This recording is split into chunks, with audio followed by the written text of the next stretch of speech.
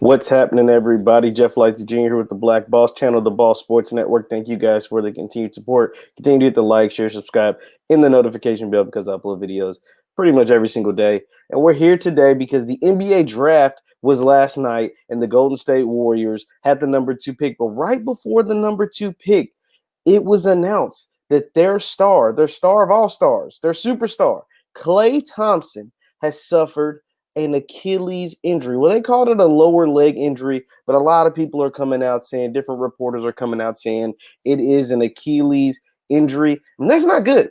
That is not good in the slightest because, as we all know, Klay Thompson is coming off an ACL. Klay Thompson is one half of the Splash Brothers. Klay Thompson is what makes the Warriors go. Obviously, Steph is the catalyst. Obviously, Steph is the guy. Obviously, Steph is the 2-time MVP, the 3-time champion, the 3-point shooting champion, the one of the greatest shooters, if not the greatest shooter the NBA has ever seen.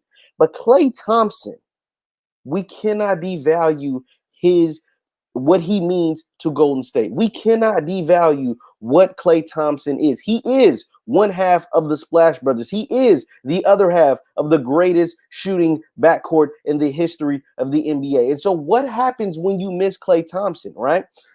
You get what happened last year. You get Steph trying to overcompensate for the team. You get Steph more likely to suffer some injuries on his own simply because he's trying to do too much. And you get the Warriors not being a good team. You get the Warriors in the top half of the lottery. You get the Warriors with a number 2 overall pick. And if it is Achilles injury, Klay Thompson may never be the same player. And what I mean by that is that Klay Thompson will be able to shoot until he's 90, right? Like his shooting stroke is so pure. It's so just immaculate. That will never go away.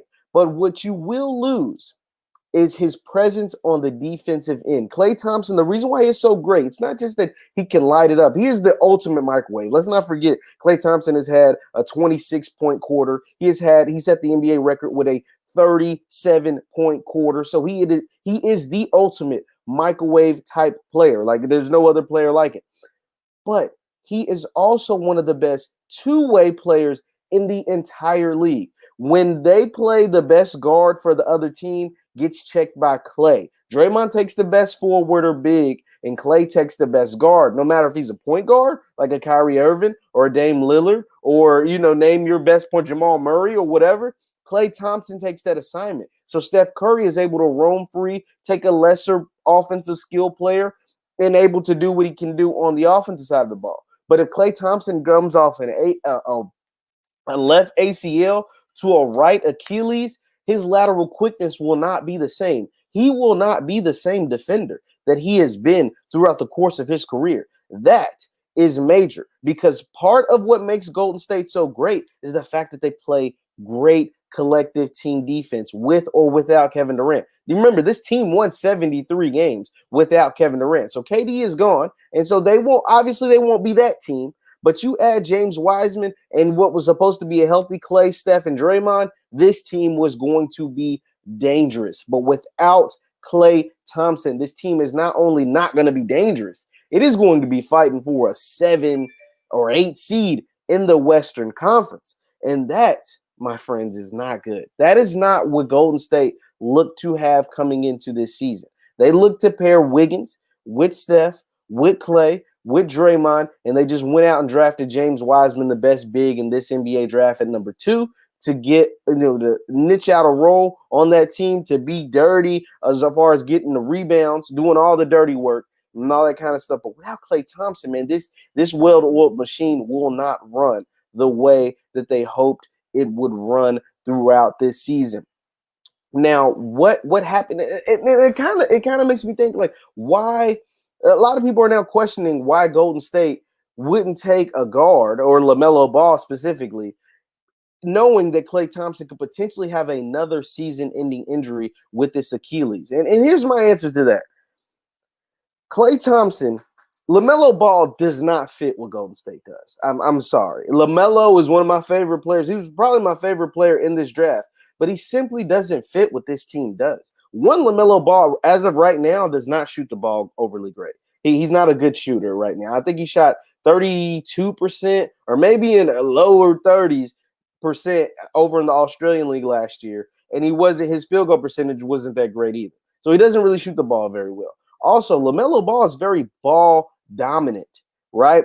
He does a lot of dribble, and he is a playmaker. He is a creator. But what is the beauty about the Golden State offense? It's fluid. It goes through everybody. Steph may have the ball in one possession. Draymond really runs the offense. If you really watch their games when they're full healthy, Draymond, especially if you go back to pre-Kevin Durant years, Draymond really initiates the offense. And Klay and Steph are so good without the ball in their hands. That's what makes them so dangerous. But if we're talking about a LaMelo Ball, he needs the ball in his hands, kind of like LeBron does. I mean, it's not a knock on players to need the ball in your hands to be most effective. But LaMelo Ball needs the ball in his hands to be most effective. That's why Charlotte works out so perfect for him, right? Because you can go down there. He's more talented than any guard they have there.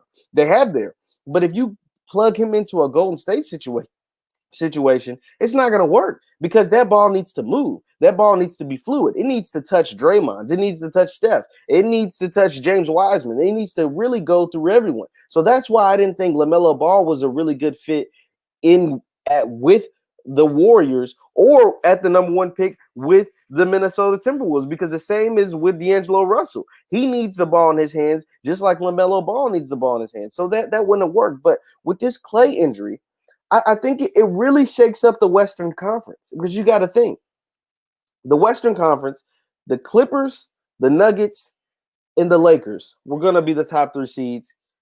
Pretty much was going to be a top 3 seeds for most people. And then but the Warriors were the wild card. And I thought the Warriors really were going to sneak into that top 3, probably take down the Nuggets a peg or two. But without the Warriors, and the reason why the Warriors are going to be fighting for a playoff spot, Klay Thompson really is what makes that team go, right? Like, you take away Steph and Klay is what the Warriors are revolved around.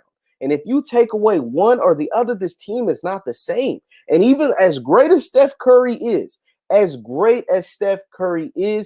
we have seen him try to do this by himself. And it was last year. And what did it do? It wore him down to the ground. He couldn't do it.